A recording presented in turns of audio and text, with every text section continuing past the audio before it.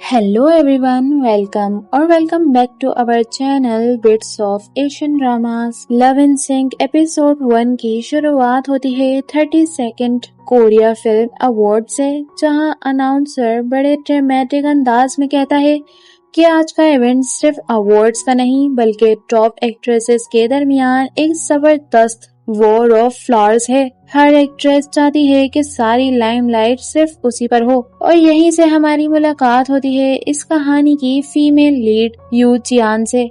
चियान एक जिम में वर्कआउट कर रही होती है, लेकिन एक्सरसाइज से ज्यादा उसका फोकस सिर्फ इस बात पर होता है कि उसका वेट 1 पाउंड बढ़ गया है।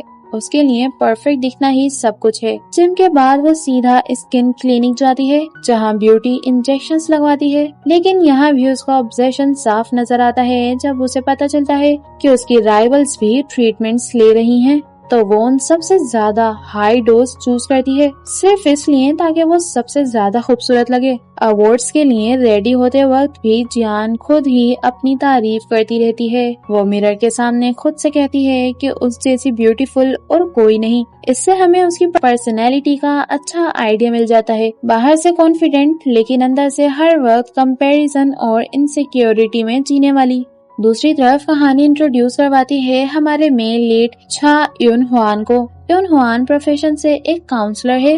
वो एक छोटे से लड़के से बात कर रहा होता है जो स्कूल बुलिंग की वजह से डिप्रेशन का शिकार है, लेकिन यून ह्वान उसे सिर्फ तसल्ली देने के बजाय एक अजीब स्ट्रेटेजी यूज करता है। वो उसे कहता है कि अपना रिवेंज लो, लेकिन ऐसे कि तुम खुद मजबूत बन जाओ और अपनी लाइफ को बेटर बना दो। इस तरीके से वो उस बच्चे के अंदर दोबारा जीने का जज्बा पैदा कर देता है। इसके बाद उसे एक famous TV show Lucky's on the block में गेस्ट बनने की ऑफर मिलती है, लेकिन वह बिना कुछ सोचे समझे ही मना कर देता है। लगता है कि पब्लिसिटी उसके लिए इतनी इम्पोर्टेंट नहीं। जब वो रोड से गुजरता है तो उसकी नजर चियान के एक बड़े से बिलबोर्ड पर पड़ती है। कैमरा उसके रिएक्शन पर थोड़ा रुकता है और यहीं हमें हिंट मिलता है कि इन दोनों का कोई पुराना कनेक्शन जरूर है। अब वापस चलते हैं जियान की तरफ। जियान अवार्ड शो के लिए जा रही होती है जब उसे खबर मिलती है कि रेड कारपेट पर उसकी एंट्री उसकी सबसे बड़ी राइवल हान ई जिन से पहले नहीं बल्कि बाद में होगी। ये बात सुनते ही उसका मूड खराब हो जाता है। वो फौरन अपनी एंटरटेनमेंट कंपनी J.N एंटरटेनमेंट के CEO को कॉल करती है। वो उसे समझाता है कि टेंशन लेने की जरूरत नहीं, सब ठीक रहेगा, लेकिन जियान किसी की बात सुनने को तैयार नहीं होती। उसके दिमाग में एक नया प्लान आ जाता है। वो अपने मैनेजर को ऑर्डर देती है कि जानबूझकर उनकी कार किसी और गाड़ी से टकरा दे। इस छोटे से एक्सीडेंट की न्यूज मीडिया तक पहुंच जाती है और इसी बहाने उसकी अराइवल डिले हो जाती है। जियान का प्लान सिंपल था, जब सब उसका इंतजार करेंगे तब उसकी एंट्री और भी ज्यादा ड्रामेटिक लगेगी। उधर अवार्ड्स वेन्यू पर हान ई जिन अपने सीनियर से तारीफ सुन रही होती है। इसी दौरान उसे भी बताया जाता है कि लाइनअप चेंज हो गया है और अब वो जियान से पहले रेड कारपेट पर चलेगी। ई जिन जैसे ही रेड कारपेट पर चलना शुरू करती है, उसी वक्त जियान भी ड्रामेटिक एंट्री मार देती है और सारी मीडिया की कवरेज और अटेंशन अपनी तरफ खींच लेती है। अब दोनों एक्ट्रेसेस एक साथ कैमरास के सामने मुस्कुराती हुई चल रही होती हैं।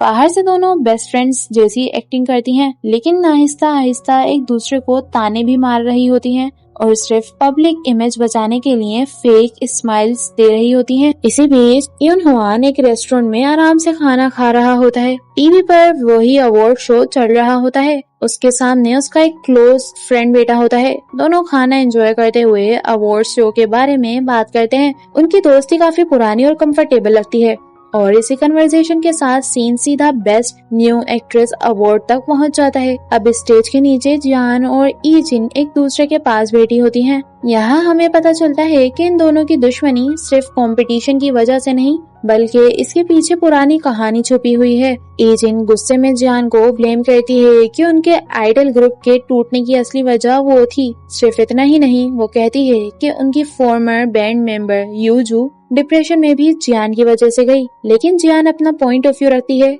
उसका कहना होता है कि उसने अपनी सक्सेस किसी से छीन कर नहीं ली, वो बस सबसे ज्यादा टैलेंटेड और हार्ड वर्किंग थी, इसीलिए आज इस मकाम पर है। ई जिन उसकी सबसे बड़ी इनसिक्योरिटी पर वार करती है। वो कहती है कि चाहे जियान कितनी भी फेमस हो, एक्टिंग के मामले में वो कभी उसके लेवल तक नहीं पहुंच सकती। और उसी वक्त रिजल्ट अनाउंस होता है। Best new actress award Han E-jin जीत लेती है। ये अनाउंसमेंट जियान के लिए किसी बड़े झटके से कम नहीं होती। रात को वो अपने बेडरूम में अकेली बैठी चुपचाप रो रही होती है। उसकी सारी फेक कॉन्फिडेंस एक पल में टूट चुकी होती है। बाहर उसका मैनेजर और कंपनी का CEO भी परेशान होते हैं। उन्हें एक कॉन्ट्रैक्ट के बारे में बुरी खबर देनी होती है, लेकिन दोनों समझ नहीं पा रहे होते कि इतनी बुरी हालत में जियान को ये बात कैसे बताएं।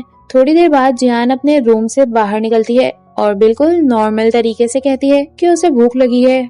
फिर वो खुद किचन में जाकर उन सब के लिए खाना बनाना शुरू कर देती है। खाना बनाते बनाते वो अचानक मैनेजर से एक सीधा सा सवाल पूछ लेती है, सच सच बताओ, मेरी एक्टिंग वाकई Han E-jin से बुरी है? मैनेजर पहले हिचकिचाता है, लेकिन जब जियान इंसिस्ट करती है तो वो ईमानदारी से जवाब देता है और फिर वो जियान की एक्टिंग की इतनी डिटेल में बुराई करता है कि जियान का गुस्सा 7वें आसमान पर पहुंच जाता है। लेकिन जब उसका गुस्सा ठंडा होता है तो वो अकेली बैठकर मैनेजर की हर बात को याद करती है। शायद पहली बार उसे एहसास होता है कि सिर्फ खूबसूरती और पॉपुलैरिटी ही सब कुछ नहीं होती। एक अच्छी एक्ट्रेस बनने के लिए असल टैलेंट और मेहनत की भी जरूरत होती है। उसे पहली बार लगता है कि शायद प्रॉब्लम सिर्फ उसके राइवल्स में नहीं, बल्कि कहीं न कहीं उसके अंदर भी है। इसी सोच के साथ हमें उसका एक पुराना फ्लैशबैक दिखाया जाता है। जब जियान छोटी थी, एक दिन वो एक दूसरी एक्ट्रेस की लाइंस याद करने में उसकी मदद कर रही होती है,